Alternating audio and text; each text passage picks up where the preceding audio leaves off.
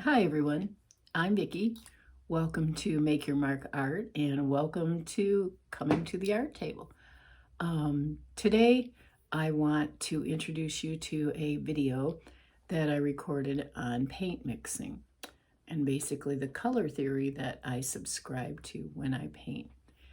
I decided to do this because I've been talking to a couple of people who've been students of mine in the past who have been to many of the workshops that I've coordinated over the years. For those of you who don't know, I've coordinated workshops with local artists and brought in 20 to 22 students in each of them for one-day workshops. I've done some three-day workshops with different instructors, and I've also coordinated quite a few of what I call the big gun workshops, which are with people who teach internationally and nationally. We've had some wonderful workshops.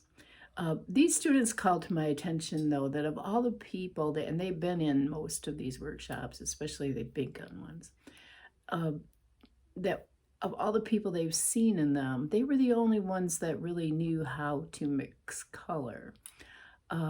People would come with a palette of 32 colors or more in their arsenal.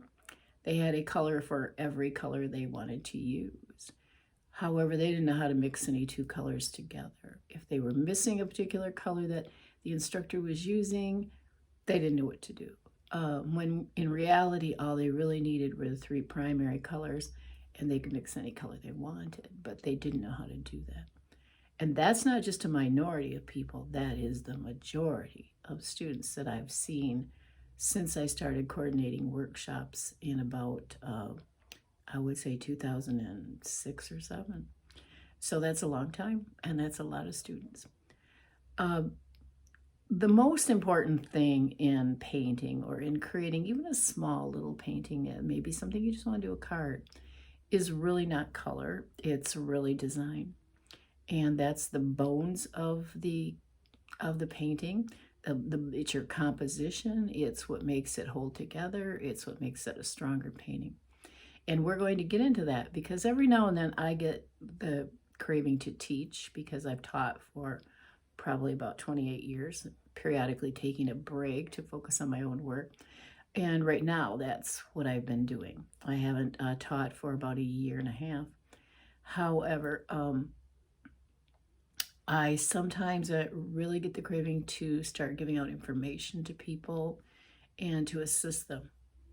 And if I do that, and I do it one-on-one with a group of people, then I have to get into other people's heads and kind of stay out of my own. So creating my own voice in paint, which is not a process that I teach because it's my own personal voice. I can't get back into my own head. So therefore, the more I teach, the less I paint for myself, is what it boils down to. So I thought perhaps if I were to use my art page on Facebook to upload some videos that will give you some instructional information, that you might glean something out of it. Now, why color mixing? Well, probably because it's something really close to my heart, and I've studied it a lot in depth. I love color. The theory I subscribe to is the Stephen Quiller Color Theory. He lives in Creede, Colorado, and he has the Quiller Gallery. He teaches internationally. He's a fabulous artist. He's written many books. In his little gallery, he sells watercolor, he sells casein, he sells acrylic, he sells his books, and his own brushes. So you might want to take a look at that. It's quillergallery.com. And he sells the color wheel that you're going to see me use. Now this color wheel is applicable to anything. You just have to learn how to read it. And I would like you to, if you get nothing else out of this video, but that you call and order one of those. They're about $10.95. You leave a message usually on their answering machine and they will call you back, or you can order it online. But his wife will call you back in about 24 hours, and she will get your mailing information and your credit card, and you'll have it in 3 days. If you have any questions about reading it, you just have to ask me. You can private message me on this page, or you can leave a comment. And you might want to check out the books that he has too that explain the color theory and explain why this works. It mixes clean, clear color. There's less mud. In my palette, I carry 12 colors. None of them are earth tones. I mix them all. They're much more beautiful when you mix them. I use no color that I know of out of the tube when I'm painting anything representational without mixing another color with it. And oftentimes I even limit my palette more when I'm doing a particular painting and I'm painting with maybe just 2 colors, or I'm painting with 3 colors. Then I don't have to think about color anymore. Because if your painting is not working, it is not going to help it to throw another color in it. As a rule, it's always going to be the composition or the design. The elements and principles of design are causing it to not work. It doesn't need 30 colors in it. Some people, that's their style, really bright colors and lots of them. And nothing wrong with that. That's where they've evolved to, perhaps. But even if you are a complete novice in painting, or you're just a dabbler, or you're a crafter, or you're an advanced painter hoping to improve your art, I'm going to practically guarantee you that unless you sat under Stephen Quiller in a workshop, you have not learned this color theory, or unless you've been one of my students. So I would like you to be able to sit back and watch this. It takes a little bit of time, and it isn't even really scratching the ultimate surface of what this does. Color it's about a play of warm against cool. It's about, it's a science and art together, and I find that very intriguing. It's how it works together, and colors change when you mix them together, and why, and what ones are right to go together and which ones are not when you mix them. Also, it has a psychological component. If you use really hot colors like your reds and yellows and oranges all the time, like say they do in sports bars, McDonald's, fast food restaurants, it's all, the psychology of it is aimed at rapid table turnover. People will not sit in that environment very long with TVs and that hot color going on. They'll do their thing and they'll leave.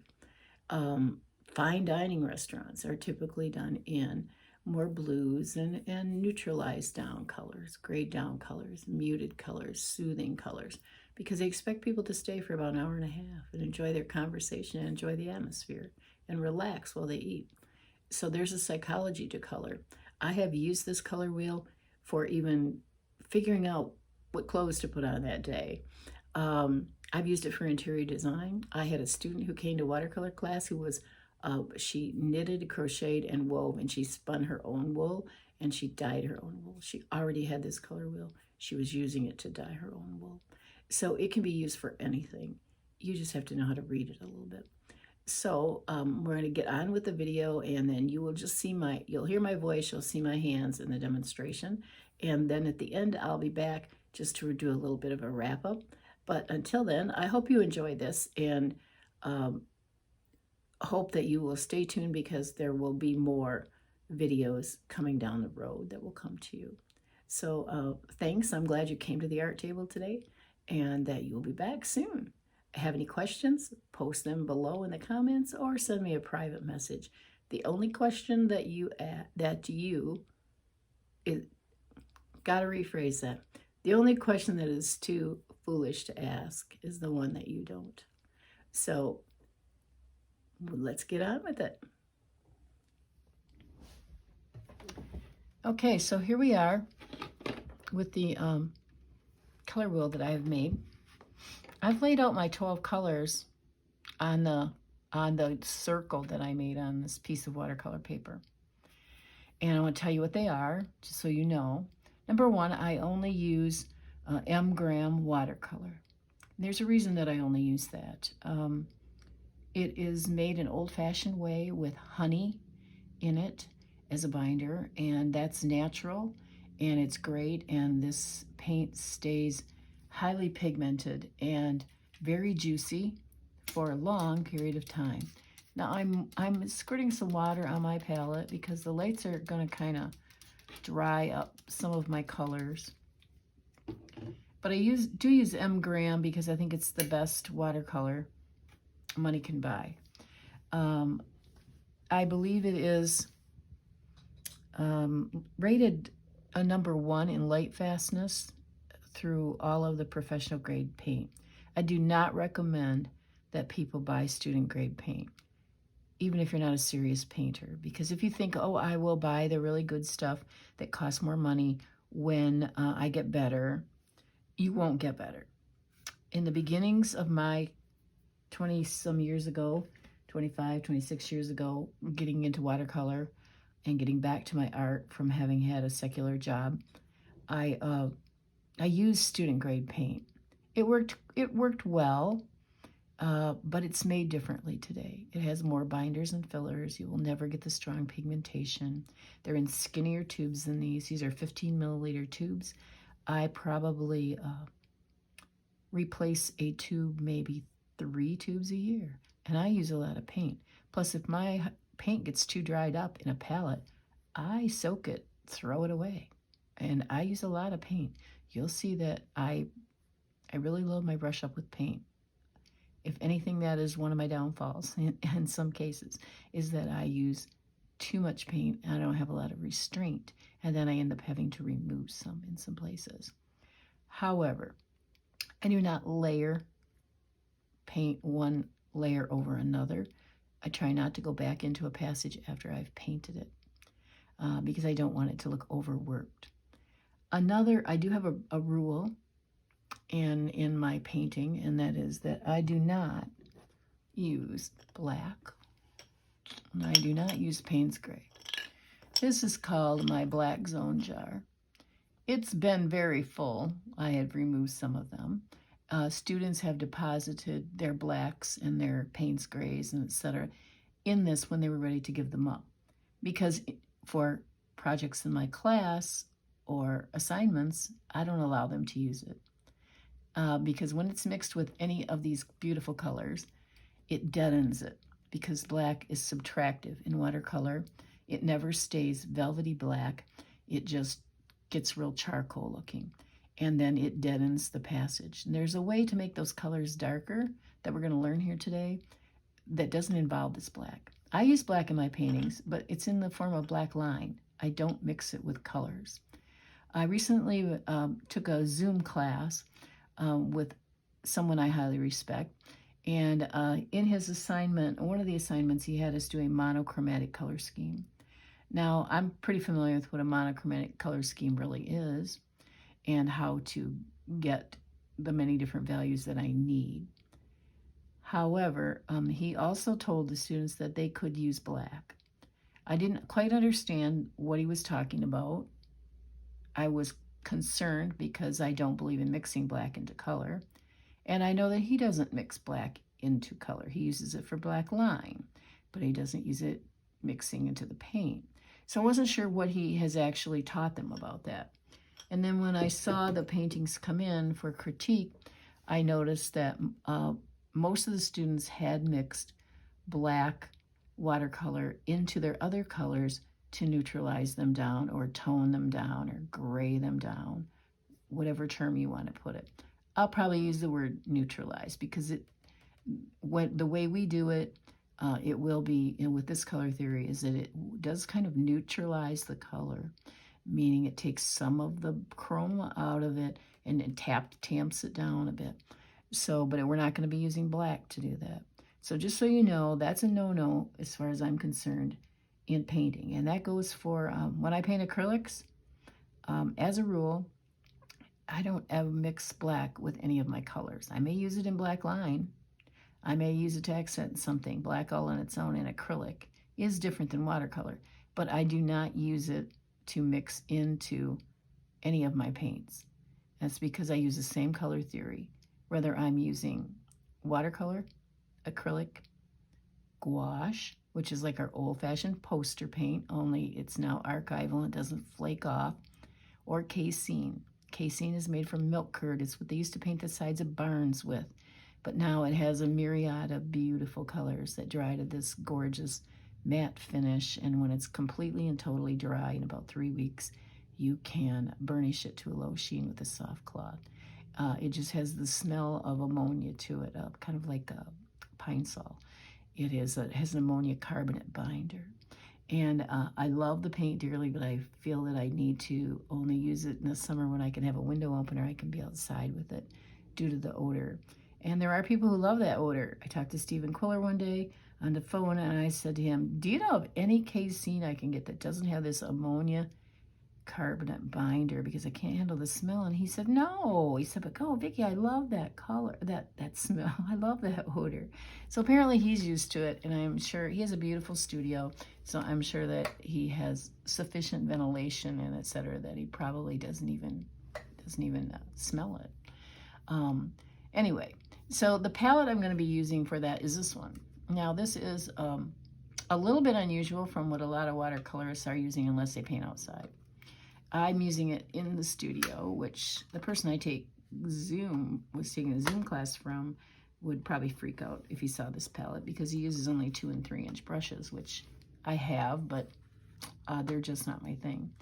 This is an American Journey palette.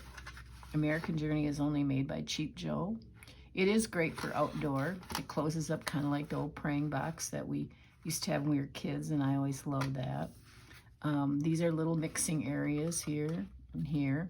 When it comes with these little plastic pans in it, but they're empty. You put your own tube paint in it, and whatever colors you want.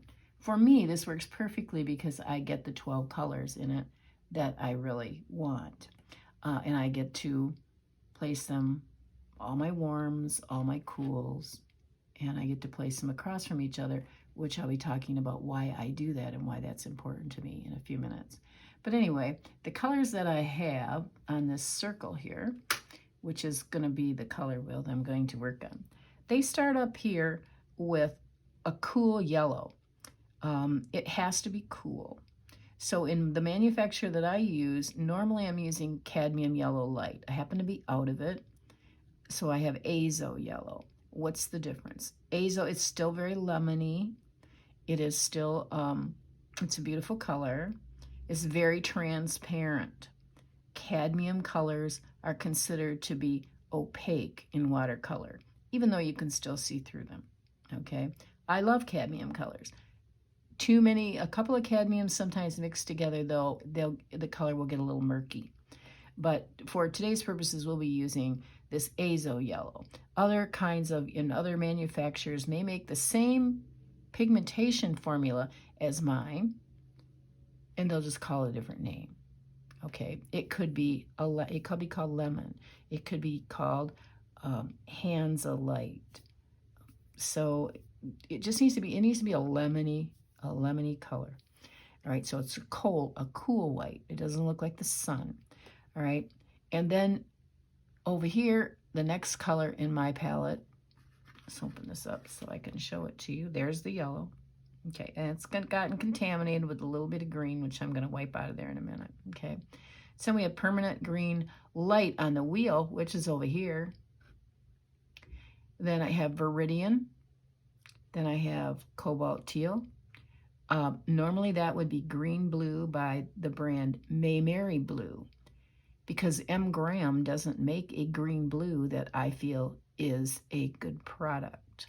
It is the same pigmentation formula as their Phthalo Sinai blue, and I know that was brought up to the company that makes its reps, but I don't know yet whether that's been rectified.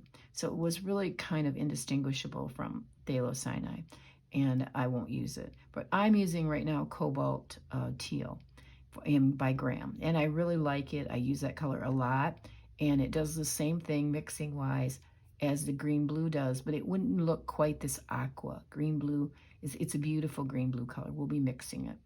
All right, so rather than using this one, but we'll mix it and I'll show you. Then this one is Phthalo Sinai Blue. Wow, really strong color. Got to be really careful. Yesterday I got a little splotch on my finger, and before I knew it, my entire hand was blue. I looked like a Smurf. And I had to clean myself off with umpteen dozen things to get rid of it, because it's very staining, okay? Then there's Ultramarine Blue, and I have Ultramarine Violet. So it's got some pink in it, but it's mostly a blue-violet color, okay? So when we get over here, we're going to go back down here. I have Quinacridone Violet. Now, when you see the word quin or quinacridone by a color name, it means it's dye-based. So it's pretty saturated in color. It's also very staining. Now, some people don't like the dye-based colors. I like the pigmentation of them. I always figure I got about 4 seconds to get it off the paper of any of my paint. I probably have less than that without it causing a stain, depending on the paper, with quinacridone colors. But they're quite lovely. In some brands, this could be called a magenta, okay? So you just have to look for the color that you need, the pigmentation formula you need. The next one is called Quinacridone Rose, another dye-based color. Okay, it's more pink. And then I'm using a Cad Red Light. In Stephen Quiller's Color Theory, he's predominantly using Cad Red in this position, or a Cad Red medium. They do the same as far as mixing that I'm going to show you, and I can mix Cad Red if I want to, but I prefer this one for myself. My next one is Scarlet Pyro, and that's more of a, we're going more in the orange, what you think of as true orange direction. Okay, so Stephen Quiller would have Cad Red Light in this position. All right, then we get to the next one, which is Cadmium Orange, which is like an orange you would get in the grocery store. Okay, and then we're back to the yellow light. So those are the 12 tubes that I buy. Now this one off to the side that you might be seeing is Phthalo Sinai Green. I carry this and I use it very, very seldom. But I use it if I need to mix a black. And the only time for me that I would need to mix a black is if I were doing the hair of a person who had black hair, like someone of color, or Oriental, people who have that beautiful shiny black hair, because I will mix 3 colors together, and I'll remind you again when I mix this to you what those 3 colors are, and you'll get this amazing, beautiful, fool the eye black that never charcoals out, never fades out, and there is not a tube of watercolor that is any kind of black that will give you this wonderful velvety black and stay that way. It has very little water in the composition of the 3 pigments that will be mixed together, but it's beautiful, and that's the only thing that I ever use it for. I've had a couple of commissions for people with hair like that, and that's why I use this. Could you use this in your painting? Of course you could, but it's also very staining also, very, very strong, and you use a very minute amount of it. Okay, so I'm going to put that one away. All right, so I'm going to kind of move these out a little bit so that I can put the colors on here. Maybe as I paint them on here, I'll move them out. Where I'm going to start with the primary colors. You've probably heard from elementary school that there are 3 primaries, red, yellow, and blue.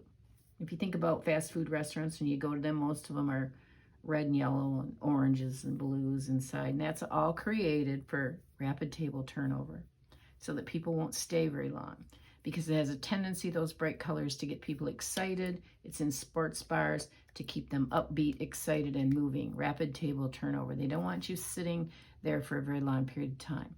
Real fine dining restaurants will use these cooler colors because they figure you're going to be there for about an hour and a half, and you're going to linger longer. You're going to have more in-depth conversation. So there's kind of a little psychological theory on color. I wouldn't want my bathroom, I don't think, to be reds and oranges or yellows. I love my kitchen with reds in it and yellows and oranges. That's a busy area for me, and I love that. And my husband's Italian, and it just seems to work for us. So like I said, I've used this color theory in decorating. I've used it in putting pieces of clothing together. I've used it in creating jewelry pieces that I sometimes make out of pressed paper. So let's go in and let's see how we handle putting just some of this on to get this color wheel made. Now, I'm using a brush. I could use any brush. I could use a round brush. I could use a synthetic brush. I could use a brush that's all natural hair. I believe the one I'm using is all natural hair. It is a Da Vinci Cosmo Top Series 5830. Older I get, the harder these numbers are to read. This is a number 12 flat. I believe that the bristles are made of Russian blue squirrel, possibly. They're non-synthetic brushes, but ones made from natural hairs of animals are more expensive. So you hear about Sable brushes a lot. I have some Sable brushes. They're extremely expensive. And some of the synthetic brushes are just almost every bit as durable, well, more durable than your Sables, but they can hold just as much water. So some brushes are Sable synthetic blends, and they work very well also. I kind of taught myself watercolor on flat brushes. I use a lot of rounds today. However, I had to retrain myself to use rounds. I still love a flat brush. So just for this, I'm going to go back in. I'm going to just use this flat brush because it holds a lot of water and a lot of paint, and I like it. So that's even another thing to talk about later. Brushes and paper. There's all kinds of different papers. Some of them they all say they're good for watercolor. They're not. Okay, just trust me on that. All right, so I want to get in here, and I want to clean this out a little because yesterday apparently I got a little bit of blue in it or something, and it kind of turned kind of a limey green. Ugh. I don't like to contaminate my paint. Do I have bigger palettes than this? Oh, yes. I have lots of palettes. I have coordinated quite a lot of workshops in my day, and different painters have wanted different palettes, and sometimes I have bought one, and most of the time I don't always buy the colors that they say they have as suggestions. I just use what I have because I can mix any color I want anyway. So I don't worry too much about it. So you can see that this is quite lemony. Hopefully you can see that. So I had a wet brush. I'm going to do it again. I'm rinsing it in some water, shaking it out a little. I'm going to put it on this just barely damp sponge. See the gloss on it? I'm going to just do that and that. It takes the gloss out. The excess water goes in to the sponge. All right, or you could use a stack of paper towels, or some people have used a roll of toilet paper in front of them and stack their brushes handle down in the middle and just touch the side of that to get some of that water out. Works great. And then that layer will eventually just peel right off, and you remove it and you got another layer. So I'll put it in my palette here, and I'm going to make a little circle up here. And you can see how transparent it is because my ink is showing through. Obviously, that's going to do with any watercolor, but with this one, more so than if I had my cadmium yellow light that I love. All right, so that is the primary yellow, one of the primary colors. So I'm going to write primary by it. Okay, because there are only 3 primaries, and that's important to know because we're going to mix the rest of these colors once I get the 3 primaries done to get all 12 of these. Okay. And then I'm going to show you how to mix some earth tones. You see, I don't have any browns in here. I don't have any greens that look like real, leaf green or pine tree green or anything like that. I mix them. Oh, they're so much more beautiful that way. So next, I'm going to go over to the next primary. What did I say they were? They were yellow, red, and blue, most people think. So my primary color is Phthalo Sinai Blue. Think of the tricolor cartridge in your printer, or if you have individual cartridges. You have a black, okay? You have one called cyan, one called yellow light, and one called magenta usually. But the magenta is a very pink color. So that is basically, this color theory is basically the same as what's in a printer. a printer theory. Here's like my cyan. Phthalo, Sinai Blue. Very, little goes a long, long way. And it's right here on the color wheel. Oh, look, it's a very beautiful color. It's very, very strong, and it's very, very staining. Staining means that once you get it on your fingernail, under your fingernails, or you get it on the paper, you're probably never going to be able to lift that paper back to white if you don't like it, okay? Which is going to be very similar with the next primary because of the one I use, which is this Quinacridone Rose, okay? Because it's dye-based, as I told you before. So it's stronger, more staining. It is, when I get it out with water, you'll see it's kind of more pinky. It's not what you think of as like Christmas red. It has more of a pink color to it. We're going to put it right in here. This is where they go on the color wheel. So there we have a primary here. Oops, can't spell today. Can't write either, I guess. This is Quin for short, Rose, primary. And this would be Phthalo. We're just, for short, we're going to do it T-H-A-L-O. It's actually P-T-H-A, Phthalo Sinai. And this is Azo Yellow. Or it could be any lemon yellow or Cad Yellow Light.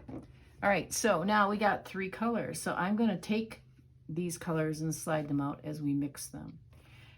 These colors that are laying here and here and here in between the primaries are all mixed by a combination of the 2 primaries that they lay in between. Just let me say that again. Right here, Permanent Green Light, Viridian, and my green blue or my Cobalt Teal are all mixed by a combination of the 2 primaries that they lay in between. That would be my Azo Yellow or my light yellow, the lemony one, and Phthalo Sinai Blue in different proportions.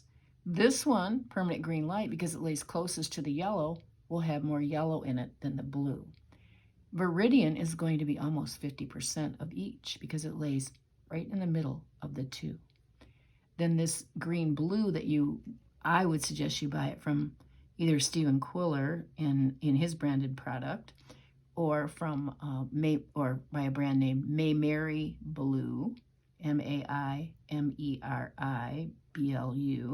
which is made in Milan, Italy. It's a wonderful color, and that's what I usually have in here, but I happen to be out of it. And I started using this in a new technique that I paint in, and I like the aqua color really well. But Stephen Quiller's would be very reliable also. His pigments are beautiful. I don't use them because I started using these when he started using them, before Jack Richardson and Company branded the paint that they made for him and put his own name on them. So I just, I like these, and I just stuck with them. So, so I'm going to go ahead and I'm going to mix, because we usually start when we mix with the lightest color first, because it's really hard to make it lighter once you get it really dark. I mean, they're mixing forever and ever. So I'm going to start with my Azo Yellow. I'm going to put some in here. I got my damp brush. Now, I am going to put a little teeny bit, a very little bit of Phthalo Blue in there, because did you notice this Permanent Green Light lays closer to yellow, so it's going to be more yellow than Phthalo Blue. So I'm just going to pull them together, see what I can get out of it. Let's see, oh, I need a little more blue yet. Where am I at here? I've got my... right here, duh. These blues are hard to tell which one is which because they look a lot alike when they're in the palette together. And I had one of those old-timers brain fogs there for a second. Yep, it's the Phthalo. Here we go. Too much of that, too much phthalo. A little more of this. But I want more oomph in the paint, so I'm going to make it thicker. There we go. Permanent green light. Now, why is it so pale? Because I have a lot of water in it. If I didn't have a lot of water in it, it'd be a lot bolder. So let's try that. Put more paint together. We'll just mix all that blue in there. When we want to lighten a color in watercolor, we don't add white. We add water. Right? So there is, maybe it needs a little more yellow. I'm trying to think it's more permanent green light. So even, you see how multiple layers, which I don't like to do. I don't use a lot of water when I mix my paint as a rule. Okay, so I'm gonna put my permanent green light over here for a while. Now the next one is Viridian. Now, permanent green light's not a real natural green. You don't find it out in nature. So it's always going to have something added to it, even though I have a tube of it in my palette right there. You're always going to add something to it. And two colors shining through each other give a much more beautiful color than just the plain flat stuff out of the tube. So then we're going to mix Viridian. I said it was 50% between the light yellow and the phthalo, the phthalo Sinai blue. So it's going to be half and half, pretty much mixed together. So let's see if we can get a Viridian here. Probably going to need to add same two colors, so I'm just staying in the same spot. I got to add a little more blue. Yeah, maybe a little more, a little more, a little more.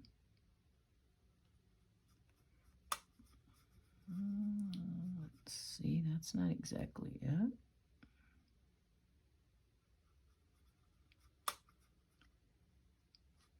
Since I got a lot of it there, I'm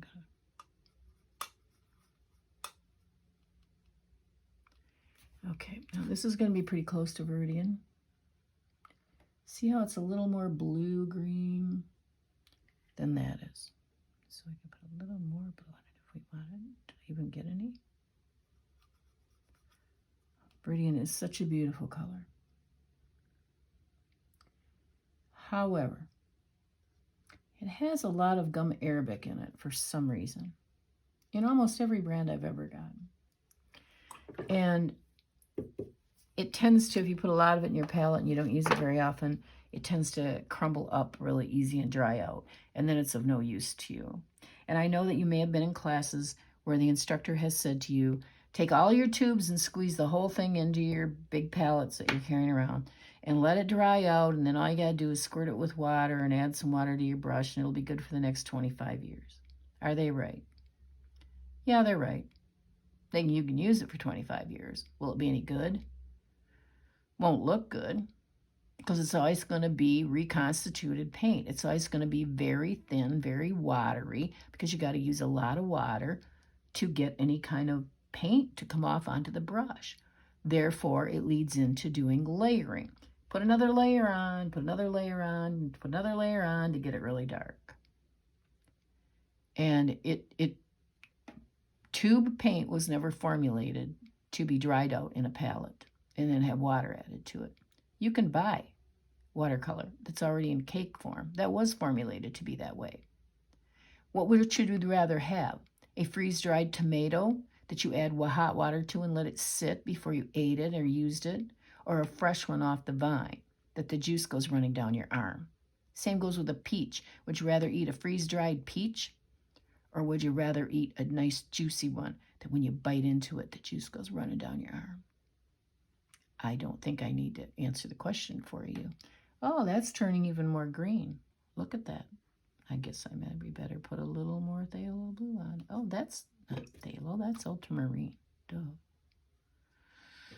You have to excuse me. After I turned 70, it seemed a lot of things went to haywire. Yeah. There we got a little more Viridian. just by putting a little more blue on it. So now, so squeeze out paint as you use it, or only put maybe like what do you call it?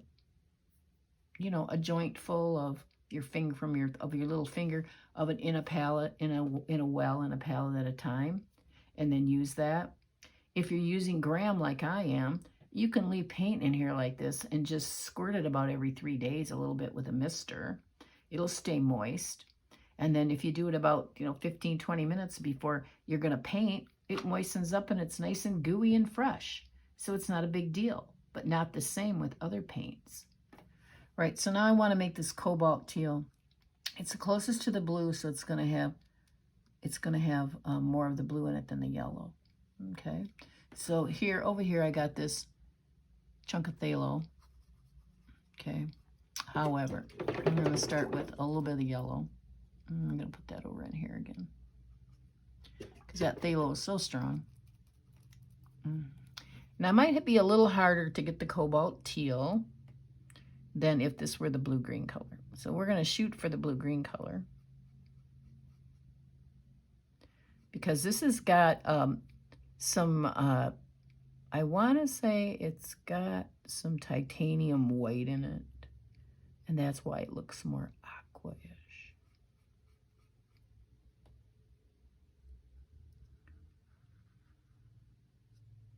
Maybe a little more blue.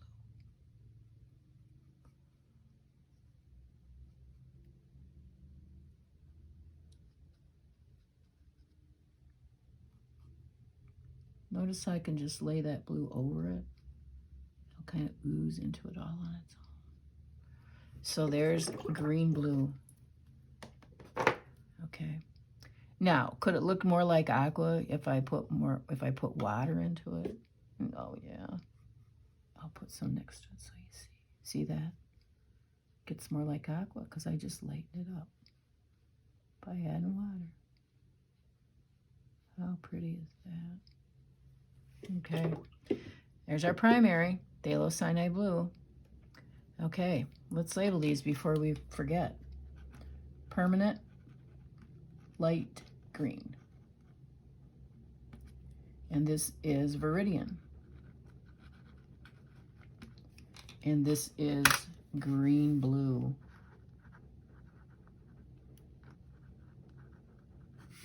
Okay, now we're going to try for Ultramarine Blue. I'm sure everybody's familiar with Ultramarine Blue. It's kind of like what Michigan skies are made out of, with a little bit of being grayed down a little bit. But there's a book out there by a lady whose work is very lovely, and some people have followed her. So a lot of people think when they're going to do primaries, they're going to do like a yellow that's like this color of the sun, the proverbial color of the sun. And ultramarine blue is like we think of blue as. And red, like Christmas red, is like we think of red as. However, not every red, every blue, or every yellow are created equal. So some of them have more yellow in them. Like the yellow, to be like the sun, is going to have a little more red in it. So it's a little more orangey, just a tad. The actual real red's going to have a little more yellow in a Christmas tree red to make it that bright red, not pinky. And you'll see the ultramarine blue, it sits closest to blue, but it's got a little bit of red in it. So none of these other colors can be called primary colors because I can mix them. I cannot mix lemon, light yellow. We don't add white in watercolor. Okay, I can't mix that with any combination of colors. I cannot mix Phthalo Sinai Blue with any combination of colors. And I can mix ultramarine. I can mix Ultramarine Violet. I can mix Quinacridone Violet. I've been able to mix Permanent Green Light. I've been able to mix Viridian. I've been able to mix Green Blue. They can't be primaries. But this lady that wrote the book, and like I said, her work is lovely, but it is on a warmer tone, and sometimes I think it gets a little bit on the murky side. But, that's her thing. I'm not finding fault with her. But I'm just saying ultramarine blue is what she uses as her primary blue. A warmer yellow, just probably cadmium yellow. That's warmer. she uses as her primary yellow. And she uses like a red, a Christmas red, excuse me, a little dry throat, as her primary red. To me, that throws off all my mixing. The colors won't be as clean. So now I'm going to mix Ultramarine Blue. Now, it lays next to this. It's got the most of this in it, but it's going to have a little bit of the Quin Rose in it. I'm sorry. Don't know where this is coming from. I'm talking too much. Okay.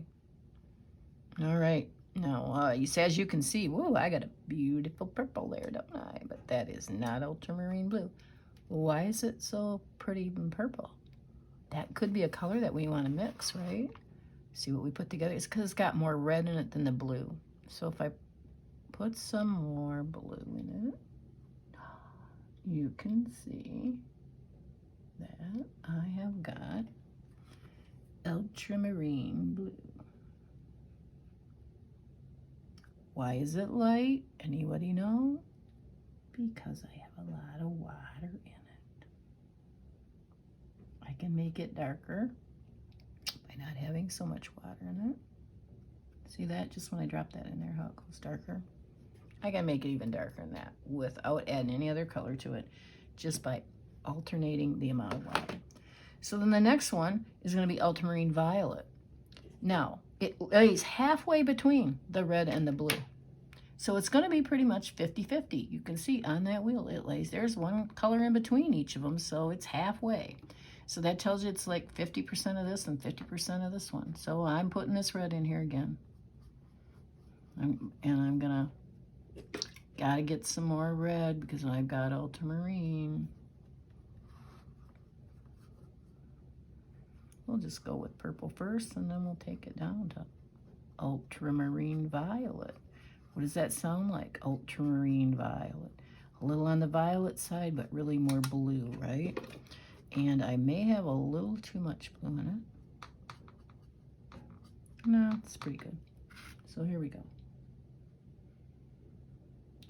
A little too much red. Looks a little too purple. So I'm going to add a little more blue over the top of it. So you'll see it's a blue-violet color. Ooh, it's really pretty though. Fabio Cimbrinelli's favorite color to paint with. Paints it in shadows, paints it in lots of things. Buys it everywhere he goes. Finds a tube of ultramarine blue, and it's the same pigmentation formula that he likes. He grabs it because he uses it all the time. I've coordinated 2 workshops for him. He's a great painter, and he's a fabulous, fabulous teacher of landscapes also. He's really known for his flowers, but he is an amazing landscape instructor. Right, so now we're going to mix Quinacridone Violet. So it lays between, once again, the primary of Quinacridone Rose and Phthalo Sinai Blue. Right, so, but it's closer to the pinky, the rose. So it's going to have mostly the rose in it. All right, and it's going to have a lot less of the blue. So it's going to be, I'm into my Quin Rose over here. It's not contaminated with any color, so I can put some blue in it. But I'm going to only use those 2 to mix it. Now, over here, there's a chunk there that I didn't touch of Phthalo Blue in the middle. So let's pull that in. Let's get in here with this and see what we get. We want a red-violet color. But remember, it's going to have more red than blue because it lays closest to the rose or the red color. Here it is. Oh, isn't it beautiful? God, I love this color.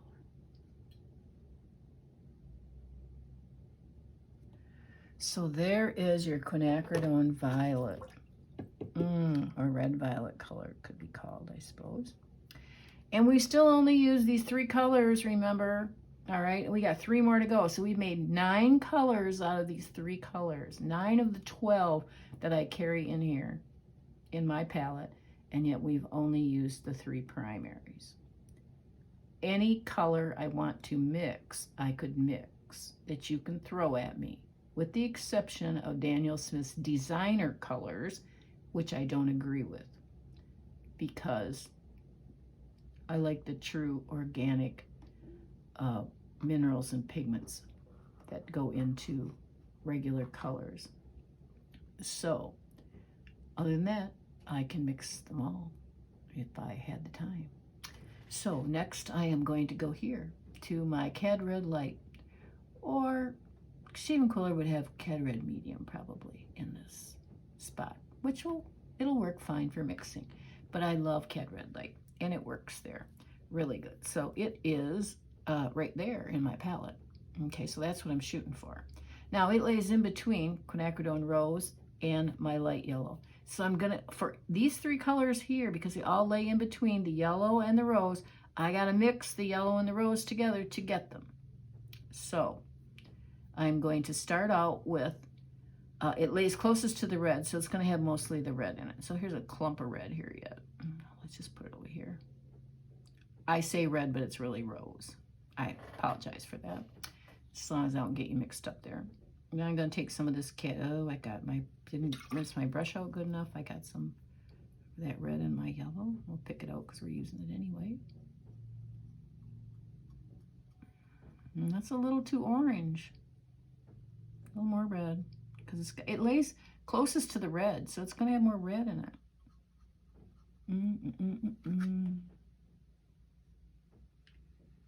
Here we go, Cad Red Light. Can you see the difference? Because my lighting is not professional. Can you see the difference between it and the rose? I hope so. Okay, because my lighting, like I said, is not professional, and so some of the colors is maybe skewed, and I'm hoping not. The next one that we're going to do is Scarlet Pyro. All right, for Stephen Quiller, this would be a Cad Red, similar to that, a little teeny bit deeper, maybe, not much. And then he would have the Cad Red Light that I just mixed up in this spot, okay? But Scarlet Pyro works there too. And Scarlet Pyro is, let's see, it would be this one in my palette, right? So I'm going to mix that, and it lays between yellow and the rose, but halfway between, exactly halfway between, so 50% of each color should get me what I need. So we're going up here, putting the rose in, putting the yellow in.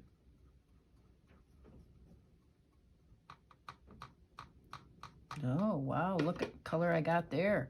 Jumping ahead, aren't I? Looks to me like I got the next one, Cad Orange, but we're after Scarlet Pyro.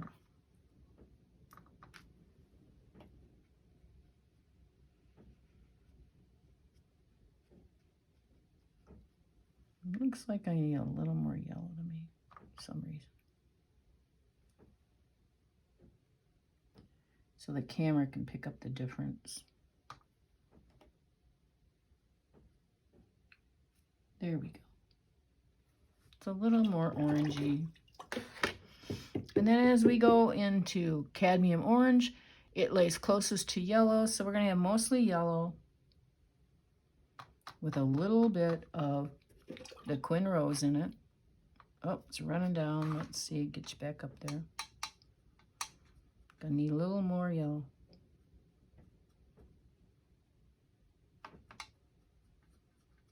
Here we go.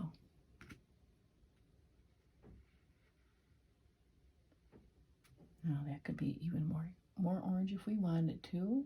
In Stephen Quiller's colors, it will be more yellow orange like that if you went strictly with the Quiller pigments. By the way, they're excellent pigments. So I just mixed all 12 of the colors that I have in the tubes here laid out and in my palette with just these three primary colors. Okay, so this is Ultramarine Blue. I'm just putting Ultra Blue. And this is Ultramarine Violet. And this one is short for Quinacridone Violet. And this one would be my Cad Red Light. And this one would be Scarlet Pyro.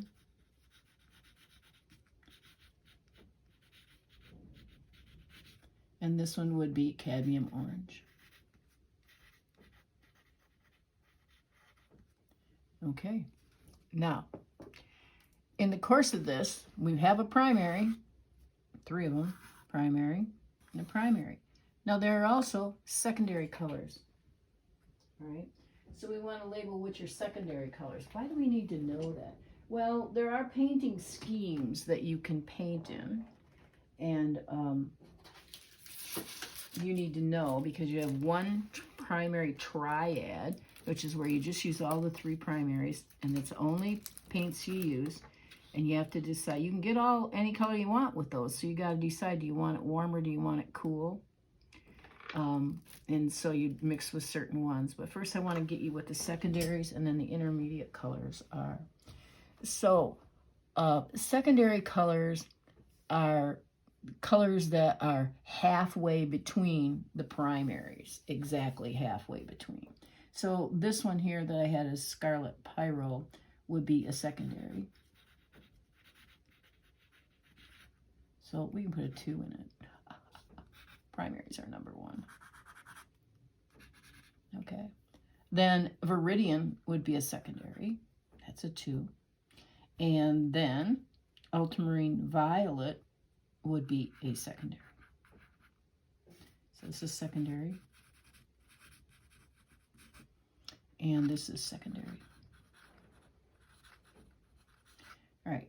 Then we have something called intermediate colors. Now, most of them are the ones that are left. And why do we need to know they're intermediate? Because there's color schemes you can use for intermediate colors also. Okay. So the intermediate colors are, let's see, they would be this Cad Orange. And they're also called tertiary colors, but I have trouble pronouncing that. So Stephen Quiller calls them intermediate. Good enough for him, it's good enough for me. Intermediate. And then not Quin Violet. Let's see, Ultramarine Blue is an intermediate.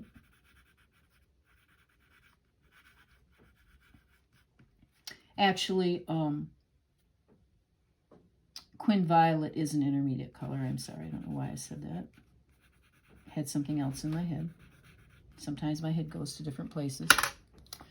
And your Permanent Green Light is an intermediate. Okay, so they're number 3s. Ooh, where am I? 3 and a 3. Okay. Oh, I didn't label this one, did I? It's an intermediate. Yes, it's intermediate also. Told you my head goes places. Okay. Now, I told you you have a triad you can paint in.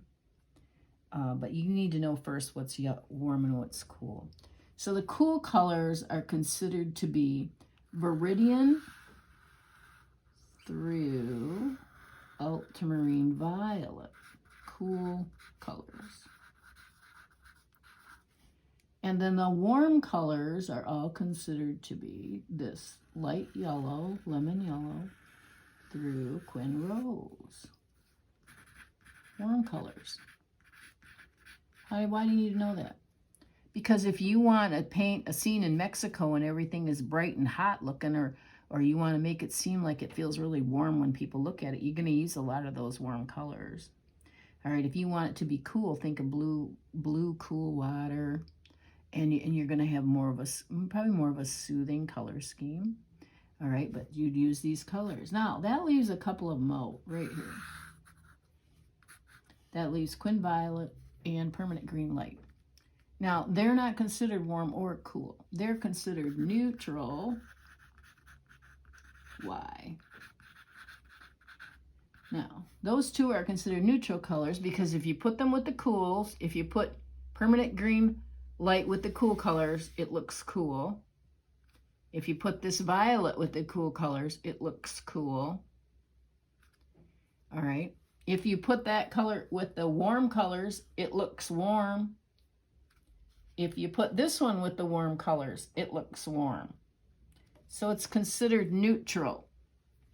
Now, that means you can use them in either color scheme. So if you're painting in a primary triad, that means you're only going to use these 3 tubes of paint. Our primary ones are lemon yellow, our Phthalo Sinai, Blue, and our Quin Rose. We paint only in those colors, okay? So that would be one primary triad, and it would be connected like this is all you would ever use. You're going to use them. The whole painting, you're not going to add another color to it. So you have to decide, with what I'm painting, do I want it to be mostly warm or do I want it to be mostly cool looking? If you want it to be mostly cool, then you cannot add yellows, oranges, reds. I mean, the yellow, the cadmium orange, the scarlet pyro, the cadmium red colors so that they show in and of themselves, or even the Quin Rose, really. All right, because you'll throw off this cool. But all these colors can be mixed together to get even more colors, and you can include red into that blue to get some of the purple tones, just like we just did. See, you went all the way here. You can put this into here and get greens. You can put blues into here and get all these colors, and you still stayed cool. You're not going to be mixing yellow and red together, though, because you'll get these warm colors. They won't be part of your cool color scheme unless you want to use one of them as an accent color in the focal point area to lend a pop of warm against cool. Same if you want it to be warm. You're going to mix mostly the yellow and the red together and get all of these colors here. Okay. You could mix the blue with the yellow and get this color of green, but none of the rest of them. Possibly you could mix the red, some red and blue, and include this one, but you're not going to include for a hot, warm color scheme. Excuse me, this one, this one, this one, this one, or this one, unless it says an accent color near the focal area. Then when it comes to secondary colors, if you were painting in a color scheme, you have 2 secondary triads, okay? So you have your, this one right here, the Scarlet Pyro, and the Viridian, and the Ultramarine Violet, okay? And the other one that you have would be, gotta stop and think for a minute, old brain working here, old brain working. There should be 2 of those. I believe there's 2. Oh, wait a minute. No, I'm sorry. Yeah, there's 2 secondaries. I'm just looking. I'm cheating on this, looking for a second, because I'm got my head out of what I was thinking of. So we have also a secondary of orange, this orange here, and the other secondaries here, and we have, where's our other secondary? Is there another one? Well, that's the one we just did, the orange, the green. Okay, so you got 1 primary and 1 secondary color. I misspoke myself. Okay, been a while since I've painted in that color scheme, mainly because I really don't like that color scheme mixed together, so I don't use it very often. And so it was a little off to me. And these colors all get mixed together then. When you're only using those 3 colors, they get mixed together. They don't get mixed with any of the other colors. Why is it good to paint in these schemes? Mainly because you're limiting the number of tubes of paint you have to worry about, or what you're going to mix in them, because you're only going to mix them together or used on their own. And it frees up your creativity that way. You don't have to think about color anymore, as far as figuring out what color am I putting in there, what color am I putting in there. All right. It also evokes an emotional response from your viewer or someone that you might, if you're at a show and the painting's for sale.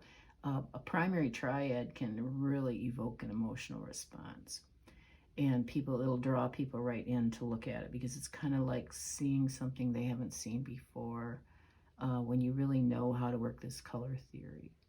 So I I really encourage you to do that. There are other color schemes you can paint in. There's monochromatic. Now, we had to do this monochromatic in this Zoom class I took. And a lot of people think that monochromatic is just one color. It's one color mixed with its perfect complement. But the complement doesn't show. Okay? Now, a lot of people don't understand that. They think, well, it's only one color. Well, let me show you what I'm talking about. One of my favorite complementary color schemes is my Quin Violet. Here it is. And its perfect complement is directly across from it in my palette. These are perfect complements. There's a difference between somebody tells you in a class as an instructor, oh, if you want brown, mix complements together. That is not true. It is if they're not perfect complements. It will mix brown because it will mix mud. All right? Perfect complements mixed in equal proportions neutralize one another out, and you get a nice lively gray. It's stunning because it has two colors shining through each other to get it. It's not dead. It's not unalive like putting Payne's gray or black is. If you had a show and I came to the show and there were 25 people hanging there, I can be across the room and I can find a painting. If only one person used Payne's gray or black to tone a color down in their painting, I can see it. Seriously, I can see it. You can just ask my students. They'll tell you. They'll do something at home and they'll go and they'll use Payne's gray or something and thinking I won't notice it. And I'll come and I'll see it across the room when they bring it on their table and I'll go, why did you use Payne's gray? I didn't use Payne's gray. Yes, you did. It's right there. It's in that color. And I've seen them look at somebody else and go, really, she actually saw that? Yes, I did see it because the passage is dead. It doesn't have any life to it. Black and Payne's gray are subtractive. Payne's gray is actually a color on the color wheel very close to the center where all colors go together, and when they're mixed in perfect complements, they gray one another out. So let me show you. If I want this to be warmer looking, this is not considered a warm, but it can be warmish. If I want it to be mostly, this is the color I want to show in my monochromatic color scheme, my Quinacridone Violet. I'm going to mix this permanent green light with it to darken it up, but you don't see the green. See what I mean? It got darker. I can put more in it. I can go all the way to gray. It grays out beautifully. So here's part of my range of color. I can get some more of this. I can put some water in that. It goes more pinky. So I can use it straight from the tube. I still don't see any green. Gray here. Another kind of gray. Bold. This stuff is like bold here. Now, more of this in it. I'll go get some more. So let's see how dark I can get that to look. Look at how dark it's going. Look at how dark my Quin Violet is, and yet you do not see the green. So this is why I questioned in my mind, why did this instructor tell his students that they could use black? Has he never taught them what he does to make that color dark like that? He's using that perfect complement.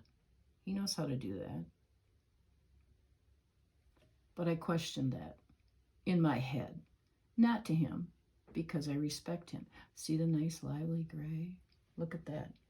Now, I got a couple of paintings here that I will show you at the end that are this color scheme. Now, what if I wanted it to be green? What if I wanted everybody to see this permanent green light and it's monochromatic, and I look at it and I go, oh, look at this, is all I can guess. Light stuff out here. Look at that. That's my whole color scheme is going to be that. How am I going to do that? No, I'm going to add some of this to it. And I got a little too much, so I'm just going to add more green. So So now my green, oh, look how lusciously dark green that becomes. Ooh. And I can add some water, make that lighter. I can make the regular green lighter. So I've got some of this beautiful, not nature green, but it's still lovely.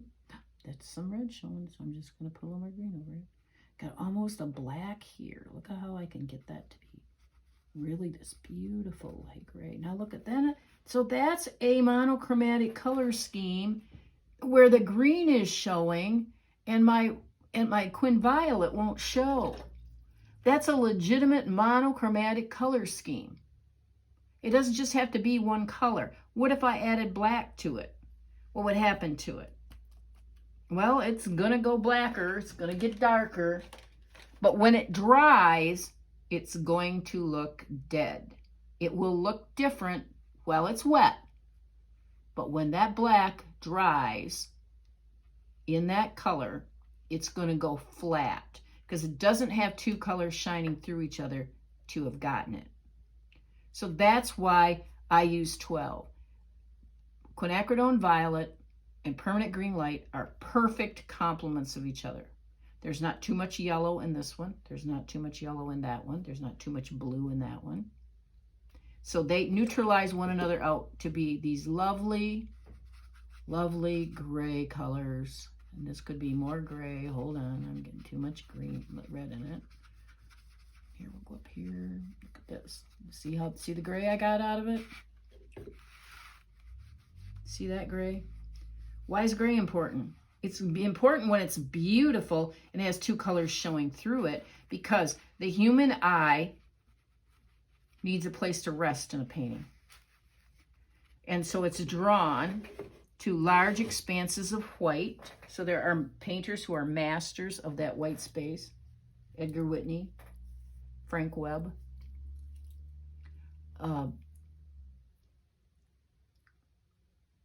And then there are people who choose not to have those neutralized spaces, and they have color everywhere. Sometimes my style is like that.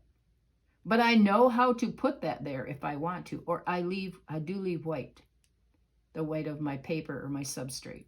For me, sometimes my watercolor is not done on paper. Sometimes it's done on canvas. Sometimes it's done on aqua board. Sometimes on clay board. Sometimes on illustration board. It just depends on what I'm doing and what I like to use. I like that flexibility. So every one of these colors will give a nice lively gray.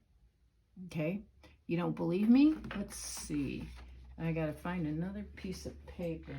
We'll go a little bit here, something a little more seeming. Now, here we go. Let's do this.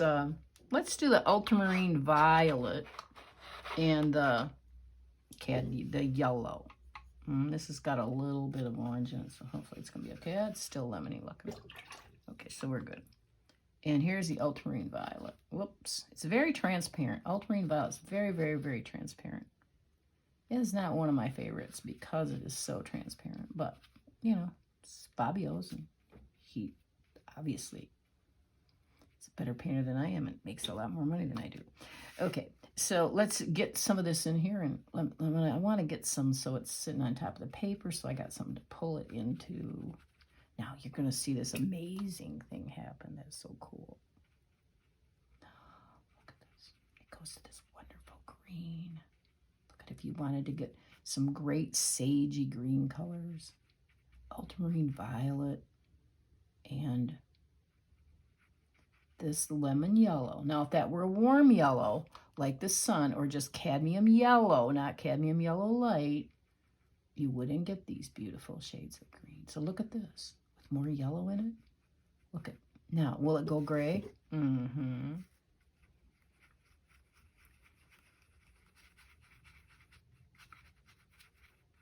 A little more blue in it. If it looks a little on the green side, it's got too much yellow. See that?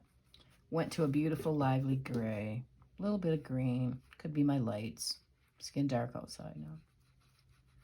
So there we go. So every one of them's like that. Here's my aqua. We didn't mix that.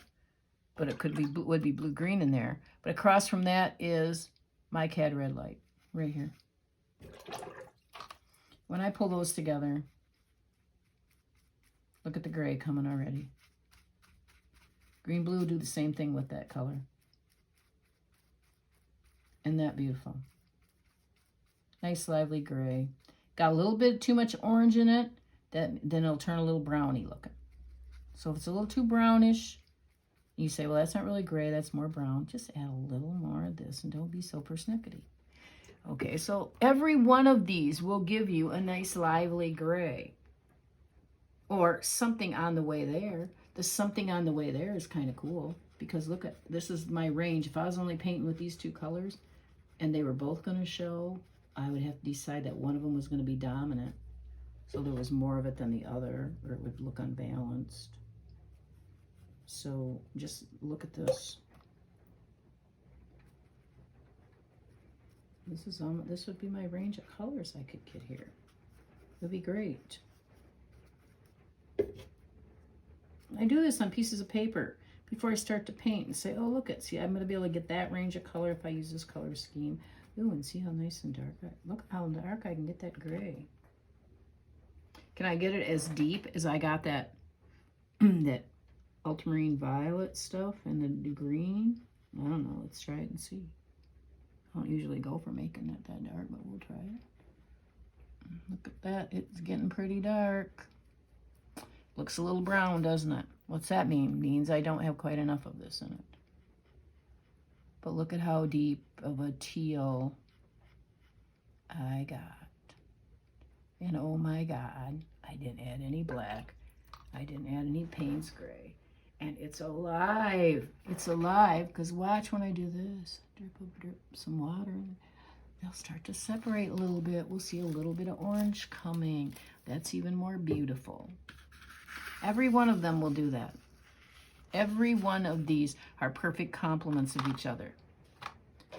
Okay, so now we need to know, how do we get some earth colors? Because we don't have any browns. We don't have, or more or less, we don't have any browns. And maybe we want to mix some of those other colors. So let's go with this. How do we get a yellow-green using these colors? Okay. So probably what I'm going to do is I can get it a couple different ways. All right, I can go with some phthalo if I wanted to. I'll try it on the back. I can go with phthalo. I could use some of my yellow in that phthalo. And I got a boom, bing, boom, bang. And I got a lime green. Okay? Or I can go with this permanent green light. Okay, that in there. Put some yellow in it. Got another lime green, right?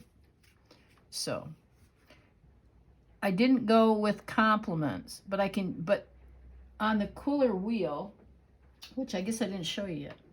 What did I do with it? Right here. This is a really old one. It's ancient. It's coming apart. But on the Quiller wheel, looks like this. It says Quiller wheel up here, and I cut it off to fit in a bag I had. So anyway, here's the primary like we made. They're right there. Okay. And then you have your secondary colors. They're shaped like diamonds. Diamonds. And then your intermediate are boxes. Any color that lays on the line going around the wheel is mixed by a combination of the two of the big 12, the primary, the secondary, and the intermediate, that they lay in between if they're on the line. If they come in here, before you get to this dotted line, and they're a color in here, then you pick out the color they lay closest to, and you start with that color. And then you go straight through center, and you pick up just a touch of the complement. Okay?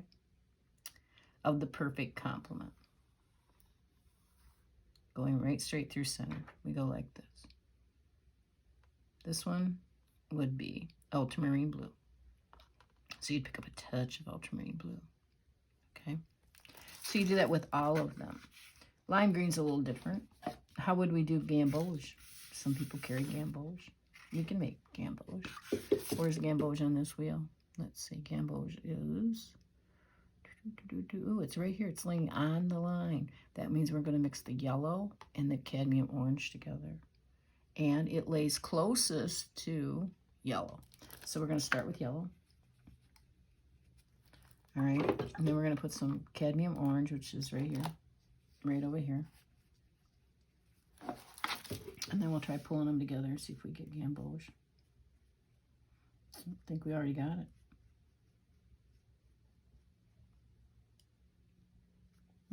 His gamboge in this old wheel is a little more orange. There it is in the middle. So that's gamboge. So how did I get it? This is a cheat sheet. So I got my yellow light and my cad orange. And there is the gamboge. Okay. So real simple.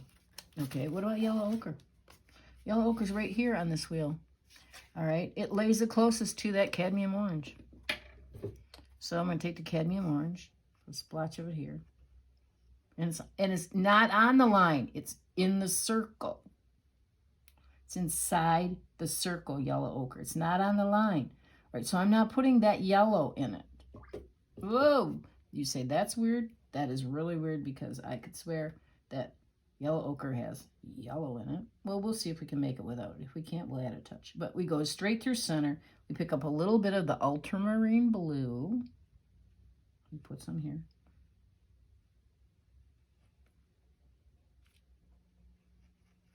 Okay. And it's going to have more of the orange than the Ultramarine.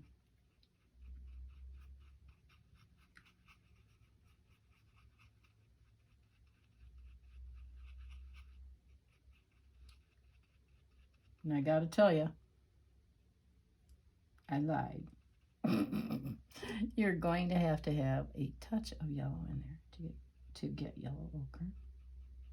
Probably why it's got the word yellow in it, huh? Probably. Well, let's put a little in there and see what we get. There's your yellow ochre right there. See it? So we had cad orange, ultra blue, and there is your yellow ochre. Okay. Now, let's say we want raw umber. Raw umber is also on the inside of the wheel. It's not on the line. So which of the big 12 does it lay closest to? Once again, the cadmium orange. So that's going to be the one we have the most of that we put here. And then we are going to go straight through to the ultramarine. Again, straight through center. One on the other side, ultramarine blue. We're going to put that in there. All right, let's start mixing them together and see if we have to add, because this raw sienna is not right underneath the cadmium orange square. It's a little over to the right, so it might need a tiny touch of this scarlet color in here. We'll see. We're mixing raw sienna. Gonna need a little bit of that yellow, I think, or that orange, I'm sorry. Which is going to be this one right here, my Scarlet Pyro.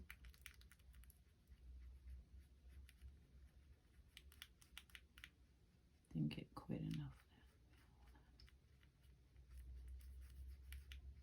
I'm having some trouble with this one, guys. Gotta tell you. I know it works, but it's just a matter of playing around. This is why we do buy some colors. And honestly, I don't hardly ever use raw sienna. Here we go. It's coming in here a little bit. There we go. There. Oh, that's kind of what the problem was. I had too much more. I had to get more blue. So there's your raw sienna. Or no, I was making raw umber, wasn't I? Well, this is really raw sienna. Raw sienna with Cad Orange, and Ultra Blue. However, you know, Ultra Blue and Cad Orange will make a lively gray. They neutralize one another out when they're put into equal proportions. However, and they'll go gray. However, in between, on the way there, they turn brown. So that's how one really easy way to get various browns. But they will gray one another out. And see what I mean? There it went gray. And in here we had some brown colors. And look at here, I can get more of a burnt umber right in there. Less water, bolder it would be. Okay. So, same with burnt sienna.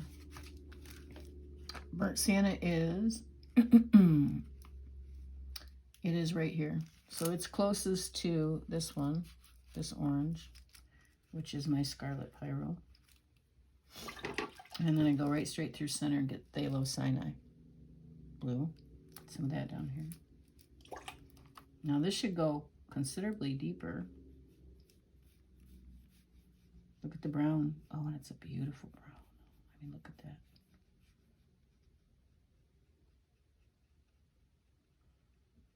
Here we go. There's burnt sienna. Then we can go over into this blue area with this and get a little more of a kind of a lovely deep umber color. Look at that. Nice, huh? So I've got Scarlet Pyro.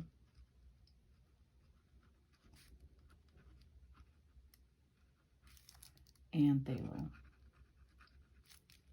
Burnt sienna is right there, and this would be more of a burnt umber.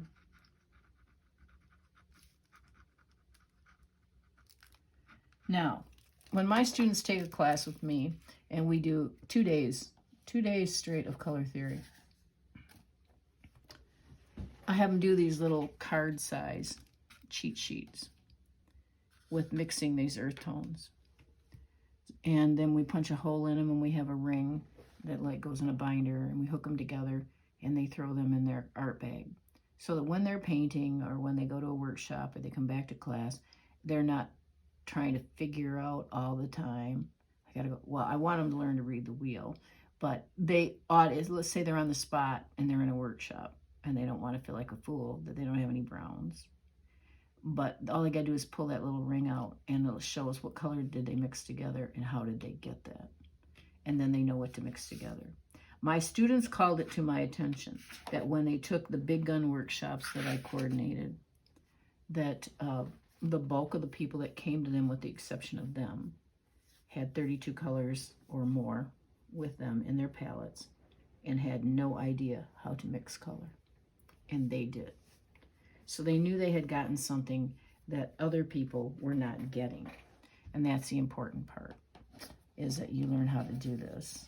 Now, I carry in my palette usually Cerulean and Cobalt Blue because I use it in different places if I travel, because I do like the colors. Now, Cobalt Blue is over here between Ultramarine Blue and Phthalo Sinai Blue. It's about halfway. So let's use some Phthalo Sinai Blue. And let's use some, that's Ultramarine. This is Phthalo Sinai right here. Okay. And then let's pull those together and see if we get what should look like a Cobalt Blue. Kind of looks like Cobalt Blue to me. See it in the middle? So here we have Ultramarine, Marine Blue, Phthalo. In the middle is Cobalt. Darker if we had less water. Okay, Cerulean. Cerulean is on the line also, almost halfway between that blue-green color and Phthalo. Let's see what we get, just for the heck of it, if we use my Cobalt Teal, because I don't have the green blue with me. And we use the Phthalo. Let's see if we can make a cerulean. I love cerulean. Sometimes down south by the ocean, I say, oh, it's a cerulean day. Look at this. A cerulean day. The sky looks like cerulean blue. One of my favorite places to go, South Carolina shore. And here we go. Got a little too much phthalo. I'm just going to move some more of this in there. Here's my cerulean blue right there. That is cerulean blue. That one looks paler. Well, part of it's a printing. And this wheel is probably 20 years old now, but he still sells them. Look at add water, get lighter. Oh, gorgeous, gorgeous. Okay, so what did we use here? We use Cobalt Teal. And we use Phthalo. And we got cerulean. So you can see, without my going too much further, you can get absolutely any color you want to mix. If the color is in a circle, I encourage you to call the Quiller Gallery in Creede, Colorado, and order a color wheel at the bare minimum. If you're doing anything creative, if you're decorating your house, learn it, understand it, how to read it. You leave a message if nobody answers, and his wife will call you back in a very short period of time, probably within 24 hours. And you have to remember that they're a couple hours behind us in time. And they'll get your shipping information and your credit card. And they're like about $10.95 for one of these. And they come laminated. It explains a lot. It tells you all the different color schemes on the back of it. So it's called the Quiller Gallery, Quiller Gallery in Creede, Colorado. He has many books. He has color choices. He has, I believe it's called color mixing for the artists. You can see on his site, he sells in his little store, his little gallery out there, he sells his 12 color sets of watercolors that are already worked out to be perfect complements of each other. He sells the same in acrylics. He sells the same in casein. He sells his Quiller palette, which is the travel palette is the one I would recommend if you were going to get one of those. Not the bigger one, but the travel one, because it looks just like this color wheel. Has 12 spots and has corners that you can put extra color in if you want to, and a place to lay your brushes. And it'll help you learn color mixing really big time. And he also sells his books, note cards. Has a lot of great things to get. But this wheel is really important because it's usable for any medium. It's great for acrylic also. So I hope that you got information that you can utilize here. If you have any questions, just post on a comment and I'll get back with you, or send me a private message on this page after I get this posted. And now I hope you learned something new today in coming to the art table to make your mark. And I hope you look forward to my doing some little demonstrations of small studies that maybe you can try your hand on at home. And but learn about color mixing, because it will add to your crafting even. Craft paint, I can't tell you that it will mix together. It's similar mixed together, but nearly all craft paint in those little bottles has got titanium white in it. So that does change some things. And you don't know what else is mixed in it because we don't have the pigmentation formula. But usually I can come pretty close because I still do things with craft paint. And I utilize my color theory nonstop. So, oh, I didn't show you the black mixture. I gotta just show you the black mixture.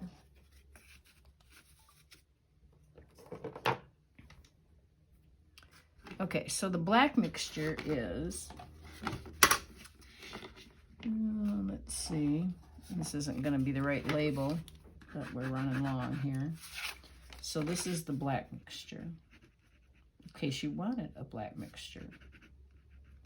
You wanted to do somebody's hair that was truly black and you wanted it to stay that way. So you're going to use your Quin Rose. For some people, that color might be alizarin crimson. I don't recommend it. The reason I don't recommend it is because alizarin crimson is a fugitive color. It fades over time. It has a brownish tint in it that I do not like. Now, Winsor Newton is making something called permanent alizarin, which my understanding is that it's better. I haven't really delved into it much because I don't really use it. I am looking, and for the black mixture, you need Phthalo Sinai green, Phthalo blue, and Quinacridone Rose. Now, I'm going to put out a little splotch here in my palette of each one.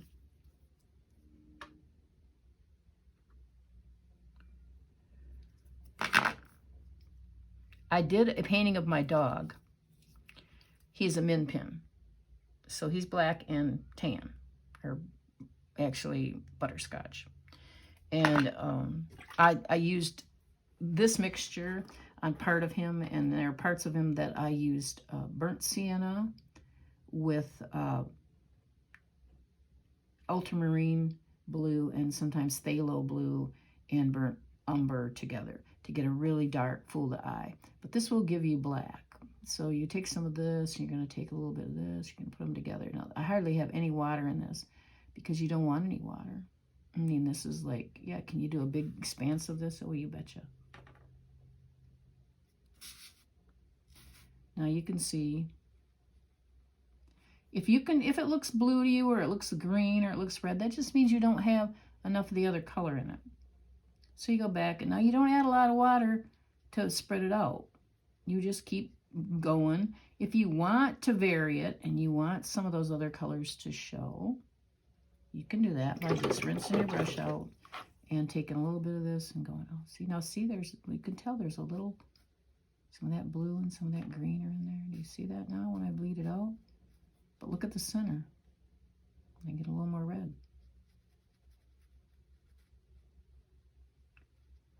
That is a fool the eye black.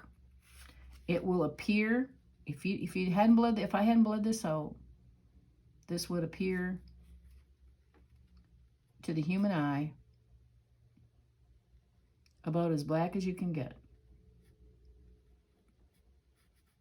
And it's not going to, when it dries, it's not going to fade out to be looking like charcoal. All right, it makes beautiful hair for Asian people and for beautiful black hair of people of color. So just remember that part. So I thank you for stopping by, and we'll see you the next time. Bye. Okay, I'm back. I hope you waded through that and stayed long enough to get all the information in it, even if you have to do it in 2 sittings. It's great information to have. You might want to decorate your living room and decide with this color theory what works together and what doesn't. I'm going to be posting a few small videos that will be shorter, I think, down the road, off and on. I would like to do a few little ones that there will be something to do with design, elements and principles of design in one of them. Another one, I would like to do a few little projects that you can actually paint with me or create what I'm creating. They might be the size of a greeting card or a social card, just something small that you can keep your brushes wet and get in and play with. And the demo was in watercolor. I might do a demonstration that has acrylic, but I might water it down so that it looks like watercolor. When I was in high school, we didn't have watercolor. We had to use acrylic, and we had to water it down, which meant we couldn't lift the color off the paper at all. But there is nothing like getting a handmade card in the mail, or a card, period. It isn't done much anymore. Everything is sent through social media. And yet, there was a woman in a church that we didn't attend even there. We don't now, and we didn't attend it for 4 years. But her own personal ministry was just sending little cards of encouragement to people, catching people up on her life, telling them she was thinking of them, that she missed them, praying that God bless them. For 4 years, I received a card quarterly from this lady when we weren't even attending that church. I still receive them from her. I love getting them. I love opening the mailbox and seeing that somebody wrote a card out and paid 50 cents to think of me and send me something that would uplift me that day. And it does uplift me. So don't tell me that going on Facebook and saying Merry Christmas to all my friends and Happy Birthday to you, there aren't great, because it's great. But there's nothing quite like returning to what we used to do when we used to send out a card. Now I realize that sending a lot of Christmas cards can get pretty expensive. And if they're handmade cards, you want to be very careful as to who you send them to.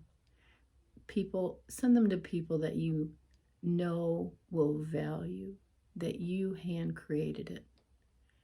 And buy a box of cards at the dollar store or at Walmart to send to the rest of the people that you love and care about, but who wouldn't really get it. And there are people who don't really get what the time you spent and what you did to send them this handmade card. I have a huge pile of wonderful handmade cards that people have sent me over the years. Students, other artists, I hang on to each and every one of them. Even if they just did it and then they went and had prints made onto a card, I still know that they originally created it. And it's wonderful. I get abstract ones. I get very realistic ones. Anyway, I love getting every one of them. And I think you'll find that people also love getting yours. And you don't have to be perfect at it. I'll find simple subject matter, and you can turn them into cards if you want, or maybe you just want to keep them as small paintings.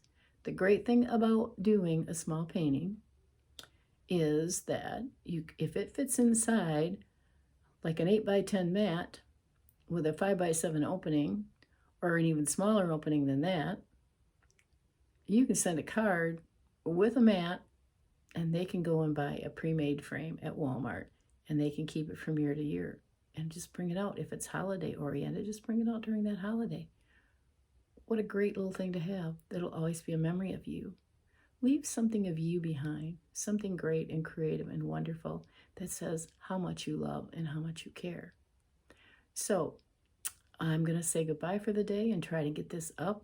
I've been working on it for several days because I had digital issues that were finally to the point, and I'm relatively good at figuring them out for somebody that's 70 years old. However, I was at the point where I was about ready to take a hammer to all my devices. So I had to call in the reinforcements of my son Scott so he'd come over last night and try to work on my devices for me. So hopefully I can get this put together and posted today. I've been working on it since last Wednesday. And there were just a lot of weird things going on with my devices. So anyway, thank you for coming to the art table, and I hope to see you soon, and we'll do a project together. So take care, and you have a blessed day, and remember to just spread that love. I'll talk to you soon. Bye.